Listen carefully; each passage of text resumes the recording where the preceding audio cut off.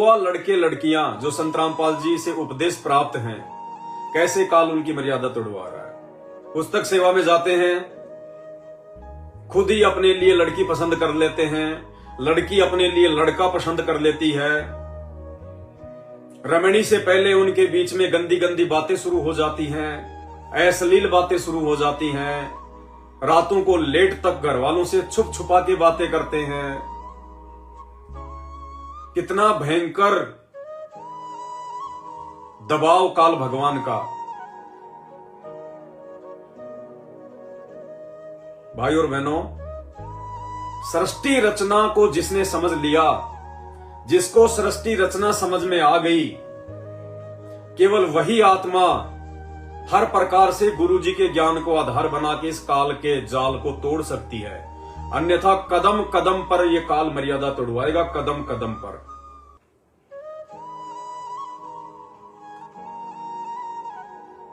अरे एक लड़का एक लड़की, दोनों ने संत रामपाल जी से उपदेश प्राप्त कर लिया। अब उन दोनों का रिश्ता क्या है?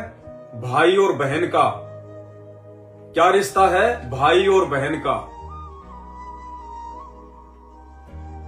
अरे एक भाई बहन आपस में कैसे अपनी शादी की बातें कर सकते हैं? वो धर्म के भाई बहन हैं, वचन के भाई बहन हैं, और कहते हैं धर्म का भाई और धर्म की बहन। ये तो सगे भाई बहन से भी ज्यादा पाक और पवित्र रिश्ता होता है।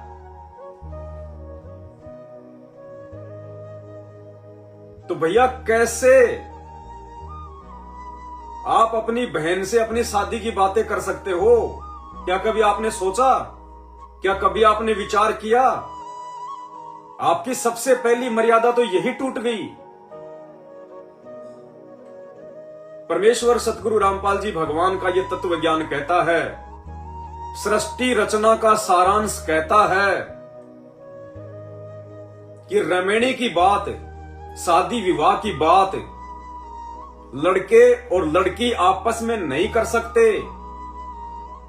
भाई आप जगत नहीं हो, आप भगत हो। आप जगत के आधार से ना चलिए कि आप स्कूल में पढ़ते हैं, आप कॉलेज में पढ़ते हैं, आप किसी कंपनी में काम करते हैं, आपस में आप दोनों के रिश्ते बन गए, आप साथ साथ भी रहने लग गए, आप मोबाइल पे उल्टी सीधी बातें भी करते हैं, शारीरिक संबंध भी बनाते हैं, माता पिता को पता चले ना चले आप जी कोर्ट में जाके शादी भी कर लेते हैं। आप जगत वाले नहीं हैं, आप परम पिता परमेश्वर सतगुरु रामपाल जी भगवान के भगत हैं, उनके शिष्य और शिष्या हैं। आप लोगों के लिए बहुत सारे प्रतिबंध हैं, बहुत सारे नियम हैं, मर्यादाएं हैं। आप अपनी गुरु बहन से, आप अपनी धर्म की बहन से, जो कि सगी बहन से भी बढ़ के होती है, आप कैसे अपने रिश्ते की बात कर सकते हैं? कैसे आप अपनी शादी की बात कर सकते हैं? विशेषकर साथ संगति से जुड़े हुए युवा भगत भाई बहन, आप लोगों ने ध्यान रखना पड़ेगा। परमात्मा जितनी बड़ी रजा करता है ना, परमात्मा धक्का भी उतना तेज ही मारता है। ऐसे खड्डे में जाके गिरोगे, जिंदगी में कभी उठ नहीं पाओगे। इस भक्ति में व्यभिचार नहीं चलता, दुराचार नहीं चलता। शंका समाधान की पुस्तक में परमात्मा ने पूरा विस्तार से विवरण लिखवाया हुआ है। अगर आप युवा हो गए हैं, आप जवान हो गए हैं, पहली बात तो आपने अपने मम्मी पापा को यह कहना ही नहीं। अगर असल में आप संत रामपाल जी के भगत हैं और ज्ञान को आधार बना के भक्ति कर रहे हैं और आप युवा हो गए हैं, शादी के लायक, तो आपने तो अपनी तरफ से किसी भी प्रकार से किसी भी लड़की से शादी विवाह की बात करनी नहीं है। और ना ही आपने अपने माता पिता से कहना है कि मेरी शादी करवा दो या मुझे शादी करनी है। ये इस ज्ञान में नहीं है। या तो आपके माता पिता आपकी युवा अवस्था को देख के स्वयं ही आपके रिश्ते की बात करें, अन्यथा आपको गुरुदेव के ज्ञान को आधार बना के चलना पड़ेगा कि यदि परमात्मा ने आपका कहीं पर रिश्ता जोड़ रखा है, कोई संस्कार जोड़ रखा है, तो किसी न किसी माध्यम से परमात्मा समय आने पर आपके रिश्ते को जोड़ देगा। आपने गुरुदेव भगवान पर विश्वास करना होगा। और आप यदि साध संगति से जुड़े हुए हैं तो आपने तो विचार ही नहीं करना इस बात पर कि मैं जवान हो गया, जल्दी से मेरी शादी हो जाए, मेरे माता पिता शादी में लेट क्यों कर रहे हैं। क्योंकि परमेश्वर हमें नित्य नियम में रोज पढ़ाते हैं कि चिंत्या तो हरि नाम की और न चिंत्या दास, और जो कोई चिंत्या नाम बिना सोए काल की फांस। यदि आप स्वयं अपनी रमणी के विषय में भी सोचते हैं, दूसरों से बात करना तो बहुत दूर की बात है, माता पिता से कहना तो बहुत दूर की बात है, अपनी खुद की धर्म की बहन से अपने रिश्ते की बात करना सेटिंगबाजी करके बहुत दूर की बात है। इस ज्ञान के आधार से आप जी रमणी की अपने मन में भी नहीं सोच सकते,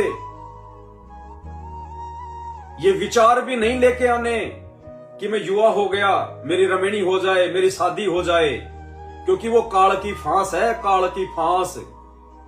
गुरुदेव भगवान के वचन अनुसार यदि आपको अपने गुरु पर विश्वास है और ज्ञान को आधार बनाया हुआ है तो समय आने पर परमात्मा किसी को भी निमित्त बना के, आपके दूसरे भगत भाई बहनों को निमित्त बना देगा परमात्मा, आपके रिश्तेदारों को निमित्त बना देगा परमात्मा, आपके माता पिता को निमित्त बना देगा परमात्मा। वो समय आने पर जब आपका संस्कार प्रबल होगा शादी के लिए, तो परमेश्वर किसी भी तरह से, उसके पास तो असंख्य रास्ते हैं, वो आपका संस्कार उस बहन से जोड़ देगा। इसलिए समझदार भगत ने, ज्ञान आधारी भगत ने, संत रामपाल जी के असली भगत ने अपने स्वयं के लिए रमणी की बात बिल्कुल नहीं करनी है। और यहां क्या हो रहा है, पुस्तक सेवा में ही माता पिता के लिए बहू पसंद कर ली जाती है। रमणी से पहले अश्लील बातें शुरू हो जाती है, गंदी बातें शुरू हो जाती है फोन पर, और कभी शारीरिक रूप से मिल गए तो शारीरिक संबंध भी बना लिए जाते हैं, कोई बड़ी बात नहीं है। ये सबसे बड़ा काल का जाल है, बहुत बड़ी चोट खाओगे, बहुत बड़ी।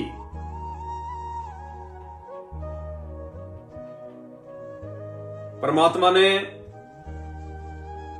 सृष्टि रचना के माध्यम से बताया कि ये काल नीचे क्यों गिरा, यही सबसे बड़ी गलती थी, यही अश्लीलता, गंदी सोच, गंदी बात, इसी कुक्रम के चलते काल को नीचे गिराया गया। आज उसका नाम शैतान है, उसको भयंकर श्राप लगा। ये सबसे भयंकर दोष है, सबसे भयंकर। जो गलती काल ने सतलोक में की और उसकी सजा पाई, वही गलतियां ये काल आपसे भी करवाएगा। क्योंकि काल को पता है कि यदि उस परमपिता परमेश्वर के हृदय से, उसके दिल से यदि इन आत्माओं को नीचे गिराना है तो क्या क्या विधियां अपनानी चाहिए, कौन कौन से षड्यंत्र इनके साथ में खेलने चाहिए, क्योंकि वो खुद इस षड्यंत्र का शिकार है। उसने भी यही गलती की थी सतलोक में, माता पिता की आज्ञा के बिना, अपने बाप की आज्ञा के बिना दुर्गा के ऊपर गंदी नजर, दुर्गा के साथ में स्त्री इंद्री बनाने की अश्लील हरकत, जिसकी सजा आज वो भुगत रहा है। यदि वो उस कबीर परमात्मा से, उस समर्थ और दयालु भगवान से विनय करता, विनती करता, उनके सामने जाके यदि वो अपना प्रस्ताव रखता कि पिताजी, हे परमेश्वर, मैं शादी करना चाहता हूं, मैं रमणी करना चाहता हूं, कृपया आप हमारे इस रिश्ते को स्वीकार कीजिए, तो भाई और बहनों, परमात्मा उसको इस गंदे लोक में ना भेजता। अरे जिस परमात्मा ने उसको सर्व वस्तुएं प्रदान की, 5 तत्व और 3 गुण प्रदान किए, मना नहीं किया परमात्मा ने उसको, क्योंकि वो समर्थ भगवान है, उसके पास किसी चीज की कोई कमी नहीं है। उसने 3 बार सतलोक में तप किया, 64 युग, 64 युग और 70 युग, तीनों बार परमात्मा ने उसकी इच्छा पूर्ति की। उसने 5 तत्व और 3 गुण मांगे, परमात्मा ने दे दिए। कितनी कीमती वस्तु, सृष्टि रचना की वस्तु दे दिए उसको परमात्मा ने। उसने 21 ब्रह्मांड मांगे, परमात्मा ने उसको वो भी दे दिए। उसने परमात्मा के जिगर के टुकड़े, उनकी आत्माएं मांगी, परमात्मा ने कोई न कोई रास्ता निकाल के वो भी उनको दे दी। इसके बावजूद भी उसने थोड़ी सी कॉमन सेंस का प्रयोग नहीं किया और वो गलती कर बैठा। परमात्मा ने उसके पास में दुर्गा को, यानी उसकी बहन को भेजा कि बेटी तू जा और उसके लोक में सृष्टि रचना में उसका सहयोग करना। मैंने तुझे शब्द शक्ति दे दी है और जितनी आत्मा वो कहे उतनी तू उसके लिए अपने वचन से पैदा कर देना। उस समय दुर्गा को और काल को ये योनि और इंद्री नहीं थी।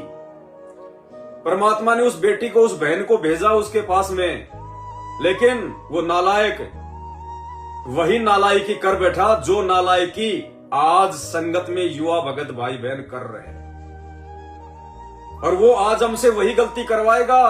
वो भी चाहेगा कि इन आत्माओं को मैं कबीर भगवान की नजरों से नीचे गिरा दूं, क्योंकि उसको पता है कि कौन कौन से कुकर्म करने से भगवान सदा सदा के लिए उन आत्माओं को दिल से रिजेक्ट कर देता है, जैसे काल को किया। तो काल ने दुर्गा के युवा रंग रूप को देखकर, उसके उभरे हुए अंगों को देखकर उसके ऊपर गंदी नजर डाली, उसके साथ में संभोग करने की इच्छा जाहिर की, उसके साथ में गलत हरकतें की और अपने नाखूनों से स्त्री इंद्री बनाने की कोशिश की, काम वासना के वशीभूत होकर। और ये सबसे बड़ी गलती कर बैठा वो, और उसकी सजा आज वो भुगत रहा है। अगर वो परमात्मा से जाके कहता कि परमात्मा आप जी दुर्गा के साथ में मेरा रिश्ता तय कर दीजिए, आप हमें पति और पत्नी का जो है वो दर्जा दे दीजिए, तो क्या परमात्मा उनकी शादी नहीं करवाता? अवश्य करवाता। लेकिन उसने गलती करी, अपने बाप से छुपकर, अपने बाप से छुपाकर, अपने बाप का भय ना मानकर उसने गलती की और आज वो सजा भोग रहा है। तो आज वो हमसे वो तमाम गलतियां करवाएगा, क्योंकि उसको पता है कि किस गलती के करने से क्या सजा मिलती है।